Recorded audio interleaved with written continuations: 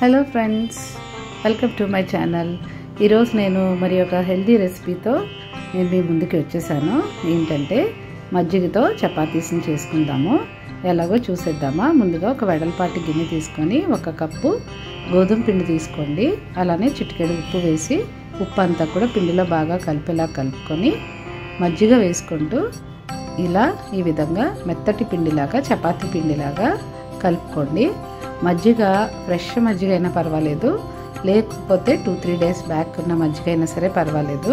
హెల్త్కి మజ్జిగ చాలా మేలు చేస్తుందని నాకు తెలుసు కదా. సో మజ్జిగని ఈ విధంగా మీరు పిండిలో కలుపుకొని వాటర్ బదులు మజ్జిగతో చేసుకొని చపాతీస్ చేసి పెట్టుకోండి. చాలా టేస్టీగా ఉంటాయి. ఇప్పుడు నేను ఈ విధంగా పిండిని కలిపి ఒక 10 నిమిషాలు రెస్ట్ ఇచ్చి ఆ తర్వాత ఈ చిన్న చిన్న బాల్స్ లాగా చేసుకుంటున్నాను.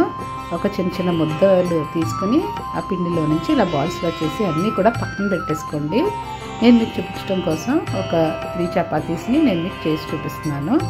ఇప్పుడు ఆ పిండి చిన్న ముద్ద తీసుకొని ఒకసారి పొడి పిండిలో మీరు దాన్ని డిప్ చేసి చపాతీ పీట మీద పెట్టుకొని ఈ విధంగా సన్నటి చపాతీలాగా మీరు దాన్ని చపాతీని చేసుకోవాలి, రుద్దుకోవాలి. ఈ విధంగా నేను ఈ విధంగా ఈ 3 చపాతీస్ని కూడా చేసి పక్కన పెట్టుకుంటున్నాను.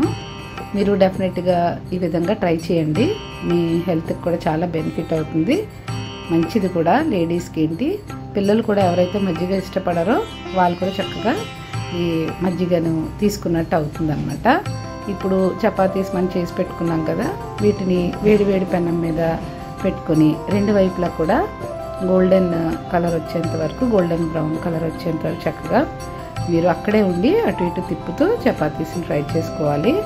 అలానే కొద్దిగా ఆయిల్ కూడా, ఆయిల్ కానీ ఘీ కానీ బటర్ కానీ మీ ఇష్టం అండి, మీ చాయిస్ ఏదైనా వేసి చపాతీస్ని 2 వైపులా కూడా చక్కగా కాల్చుకోవాలి.